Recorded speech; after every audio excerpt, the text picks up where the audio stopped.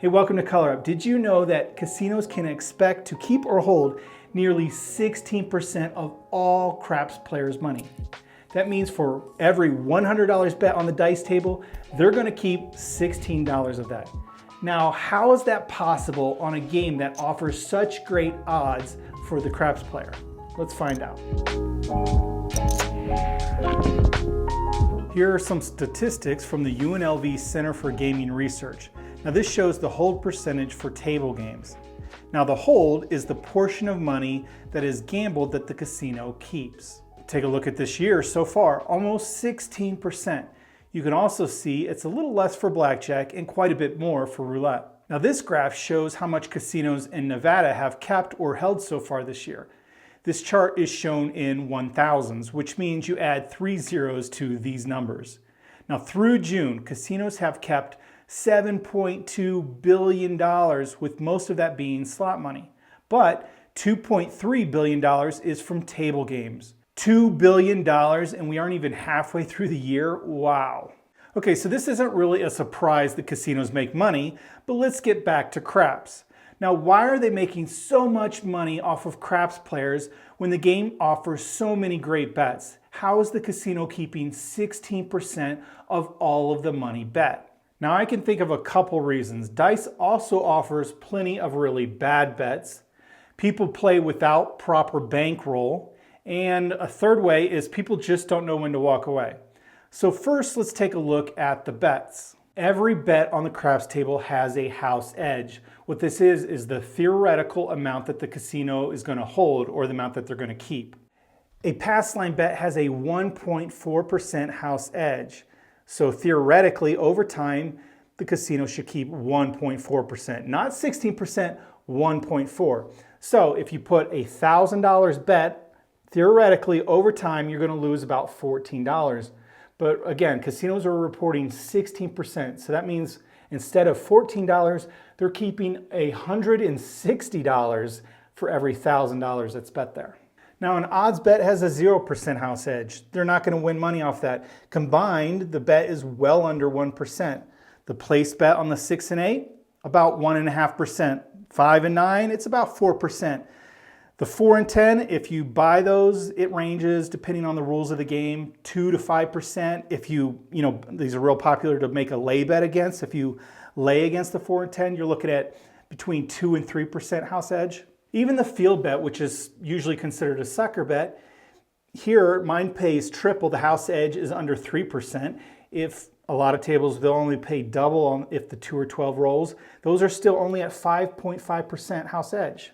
Okay, so far not too bad. So how are they keeping 16%? Well, let's take a look at the center action of the table. The hard 6 and 8, 9%. The hard 4 and 10, 11%.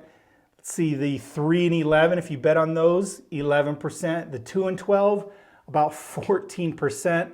Hey, the any craps, the 2, 3, and 12, you're looking at about 11%. And here's the worst bet on the standard table, the any 7, it's almost 17% house edge. Now, did you know the hold for casinos before 2017 was never above 15%, with most years in the 11 to 13% range. Now it's averaging 15.9% over the last 5 years. So what has become so popular in the last few years? Side bets. The fire bet, 21% house edge. The repeater bet, 18 to 22%, depending on which number. The super popular all tall small bet, right? 18 to 20%. Now, there are a couple casinos that have the good payouts, 34 to 1, 175 to 1, and there the house edge is actually only about 8%, so not bad, but most casinos are moving to that 18 to 20% house edge. So sure, there are lots of players playing these 9 to 14% edge bets here in the center, and more players playing these side bets that are around 20%, but that doesn't really make up for the difference for most gameplay being well under 5%. So what else is contributing to the casino keeping 16% of our money? If you're enjoying my videos, consider supporting the Color Up channel by joining my club, the Color Up Club. It's an awesome community of craps enthusiasts just like me, and I also give out some free swag. So check out my website, colorup.club. Now, I believe one of the biggest problems is improper bankroll.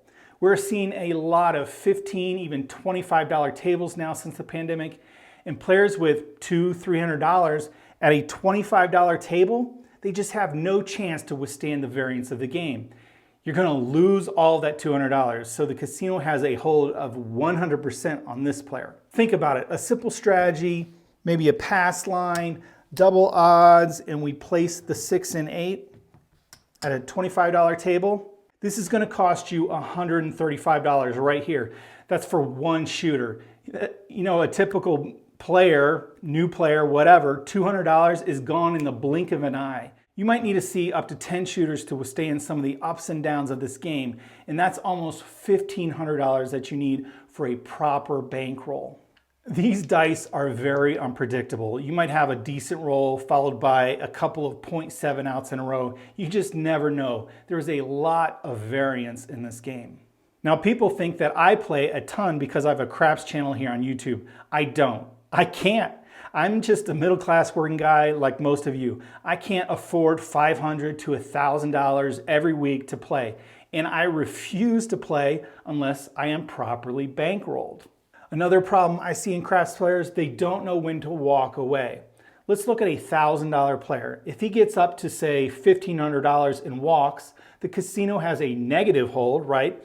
Negative 50%. But players don't walk. $500 in profit? Nah, I've got to double my money. They keep playing. Next thing you know, they're down a little bit. Do they walk with $750 and take a $250 loss? No way. I can win it back, they say. Then next thing you know, they're down to $500. Listen, if you're down 50% or half of your money, just realize today might not be your day. The dice gods are just not shining down on you. What do players do though? Right back down to zero. Now the casino has 100% hold from that player. Ouch, but it happens all the time and more than you might think. So what do I suggest? Have a win goal. Now I don't like setting a cap on my wins. I like to have a moving win goal. So the goal increases as I'm winning.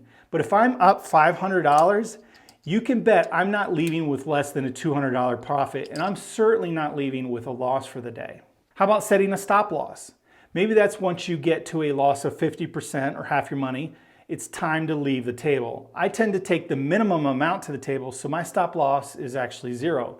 For any given session though, if I hit zero, I'm done. That's it. Means no digging into my pocket for more money and no trips to the ATM. Now hopefully color up players are not making these mistakes. You're understanding the game, you know what the good bets are, and maybe you dabble in these bets a little bit, but you do so with knowledge. The bigger keys though are to have the proper bankroll to play, and you do not keep chasing your losses. Hopefully this was helpful to you, and if you have any questions, let me know down in the comments. Until next time, good luck on coloring up.